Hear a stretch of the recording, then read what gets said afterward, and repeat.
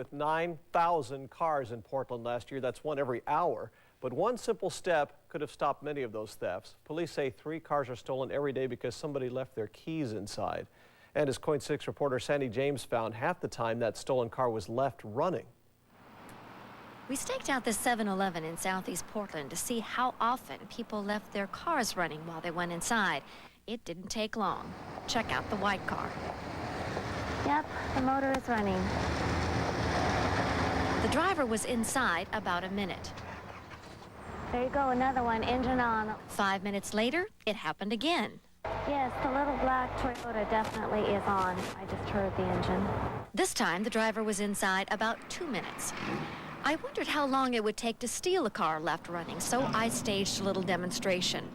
I pulled into the same 7-Eleven, deliberately left the car running, and went inside. It was gone in 36 seconds, and our helper isn't even a professional car thief who could probably do it even faster.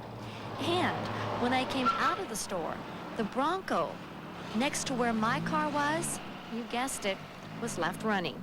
If people would quit leaving their keys in their cars and their cars running, 15% of our auto theft would not exist. That's right. 15% of all cars stolen in Portland last year were left with the keys inside. Half the time the keys were in the ignition. The other half they were on the floor mat, in the glove box, ashtray, or over the visor, right where the car thief would look. And the doors were open. Stolen cars often end up being used in other crimes. For example, 8 of the 10 stolen cars sold to undercover cops in a recent pawn shop sting were stolen because the keys were left inside. In January, the driver of a stolen car being chased by police crashed into another car, killing the driver.